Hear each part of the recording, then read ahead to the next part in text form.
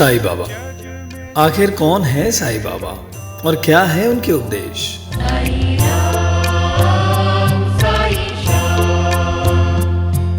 वो कहते हैं सबका मालिक एक। वो कहते हैं दूसरों से पहले खुद के अंदर झांक कर देख। एक फकीर जो है सबसे धनवान, उनकी रहमत का भूखा है हर इंसान। तू ही माता, तू ही पिता है। दुनिया जिन्हें साईं बाबा बुलाती है, उनके दर पर सिर झुकाती है। उनकी हर बात में एक अनोखी सीख है जो उनके भक्तों के समृद्ध बनाती है। तू ही माता, तू ही पिता है, तू ही तो है साईं राम। साईं के 11 वचन उनके भक्तों के लिए उनका दर्शन है। साईं के 11 वचनों में छुपा है जीवन की हर समस्या का समाधान। साईं के 11 वचन भक्तों के लिए 11 वरदान जैसे हैं।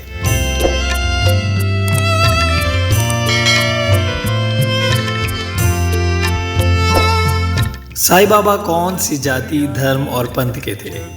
ईश्वर का दूत थे या स्वयं भगवान, या थे आम इंसान? ऐसे कई सवाल जिनके जवाब और कहीं नहीं साईं बाबा के भक्तों के पास है, जिनके लिए साईं ही सब कुछ है और जिनका सब कुछ साईं का ही है। जिन्हें प्यार से मालिक बुलाते हैं भक्त, जिन्हें पाकर सब कुछ भूल जाते हैं भक्त। जो श्रद्धा और सबूरी का देते हैं संदेश। उनके भक्तों में ना ईर्ष्या, ना कोई द्वेष, ना किसी मजहब का बंधन, ना किसी धर्म की रोक टोक। सामाजिक छुआछूत से दूर शिरडी के साईं करोड़ करोड़ भक्त के आस्था के भगवान बनते चले गए। तू ही बिगाड़े, तू ही सवारे। तू ही बिगाड़े, तू ही संवारे। तू ही बिगाड़े, तू ही सवारे। साईं बाबा ने अपने भक्तों से कभी कुछ नहीं मांगा, हमेशा सिर्फ दिया है। साईं की दी हुई ऐसी एक नेमत है उनके 11 वचन। वो वचन जिन्हें अपने जीवन में उतार कर भक्त हो जाते हैं हर चिंता मुक्त। आज हम आपको साईं बाबा के उन्हीं 11 वचनों के बारे में बताएंगे, उन्हीं वचनों के सही मायने समझाएंगे।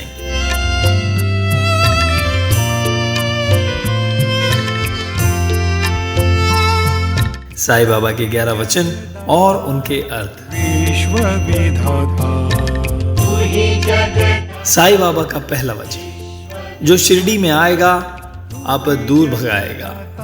अपने पहले वचन में साईं अपने भक्तों को शिरडी आने का इशारा करते हैं, क्योंकि साईं पहली बार शिरडी में ही दिखे थे। शिरडी ही साईं बाबा की लीला स्थली है। इसलिए साईं अपने भक्तों से कहते हैं कि शिरडी कदम रखते ही सारी समस्या दूर होने लगेगी। जो लोग शिरडी नहीं जा सकते, उनके लिए किसी भी साईं मंदिर में जाने से वैसा ही लाभ मिलेगा।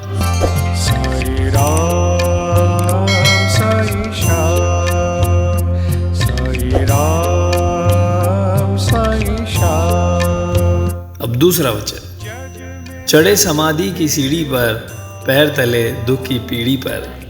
दूसरे वचन में साईं कहते हैं कि उनके समाधि की सीढ़ी पर पैर रखते ही उनके भक्तों के सारे दुख दूर हो जाएंगे।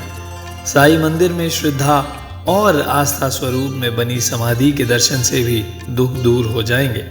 बस मन में श्रद्धा भाव का होना जरूरी है।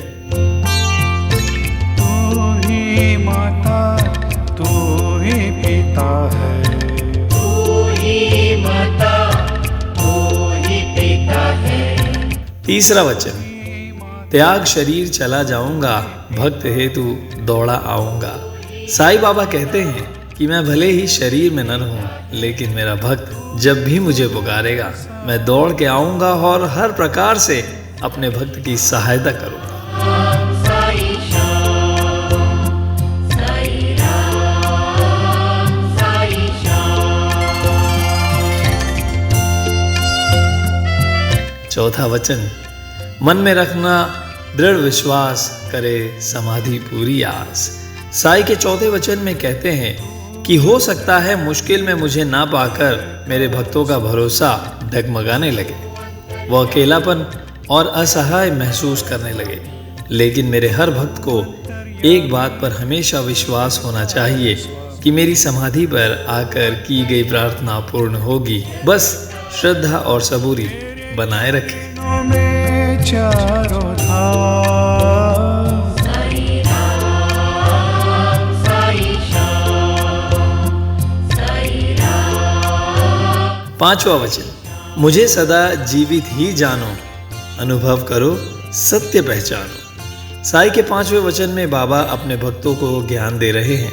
साई कहते हैं कि मेरा अस्तित्व केवल शरीर तक सीमित नहीं, मैं अजर अमर अविनाशी परमात्मा का अंश हूँ, इसलिए मैं हमेशा जीवित रहूँगा।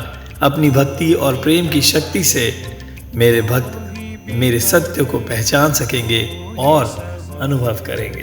तू ही बिगाड़े, तू ही संवारे, इस जग के सारे काम, साई राम साई श्याम। साई बाबा का छठा वचन, मेरी शरण आ खाली जाए, वो तो कोई मुझे बताए। छठवें वचन में साई अपने भक्तों से पूछते हैं, क्या उनके कोई भक्त उनके दर से खाली लौटा है? साई कहते हैं, जो सच्ची श्रद्धा से मेरे शरण में आया उसकी हर मुराद पूरी हुई है। अगर इस बात में कोई संशय हो मुझसे तो कहो।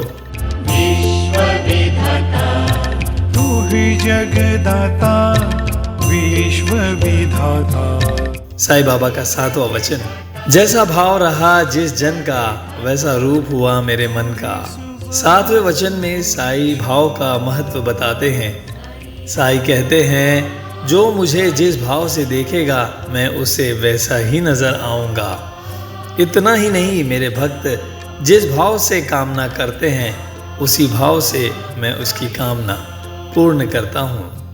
साई राम साई श्याम, साई राम साई श्याम। जग में साई बाबा का आठवां वचन, भार तुम्हारा मुझ पर होगा, वचन न मेरा झूठा होगा। साई का आठवां वचन भक्तों के प्रति उनके अपार प्रेम को दर्शाता है। साई कहते हैं, जो मुझ पर पूरी तरह समर्पित होगा उसके जीवन का हर भार मैं उठाऊंगा और उसके हर दायित्व को मैं स्वयं निभाऊंगा।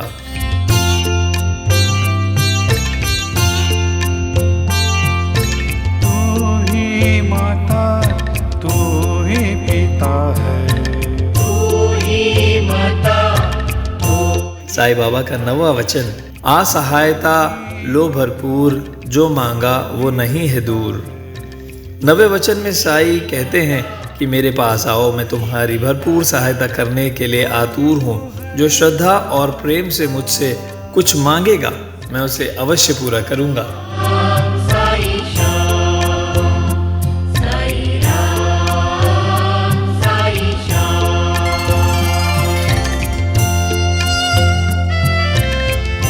साई बाबा का 10वां वचन, मुझ में 3 वचन मन कराया, उसका ऋण न कभी चुकाया। ये साई का 10वां वचन जिसमें साई कहते हैं, जो भक्त मन वचन और कर्म से मुझ में लीन रहता है, जो हर वक्त मुझे याद करता है, मैं हमेशा उनका ऋणी रहता हूँ। उस भक्त के जीवन की हर इच्छा, हर जिम्मेदारी मुझ पर फर्ज के समान है। जग का स्वामी, तेरे चरणों में चारों धाम, साई राम साई श्याम, साई राम। साई बाबा का 11वां वचन, धन्य धन्य व भक्त अनन्य, मेरी शरण तज जिसे न अन्य। साई का आखिरी वचन भक्तों को संदेश देता है कि अनन्य भाव से लीन होकर ही ईश्वर की रहमत मिलती है। साई बाबा कहते हैं कि मेरे वो भक्त धन्य है जो अनन्य भाव से मेरी भक्ति में लीन है। ऐसे ही भक्त वास्तव में मेरे प्रिय हैं। साई भक्त मानते हैं कि शिरडी के कण कण में बसे हैं उनके साई, इसलिए तो साई के दरबार में मुरादों की झोली भरकर ही लौटते हैं भक्त। भक्तों की आस्था साई के अदृश्य सत्ता को साक्षात रूप से स्वीकार करती है। हमने आपको साईं बाबा के 11 वचनों के बारे में बताया, लेकिन उन वचनों को जान लेने से ही कुछ नहीं होगा। आपको इन्हें अपने जीवन में प्रयोग करना होगा।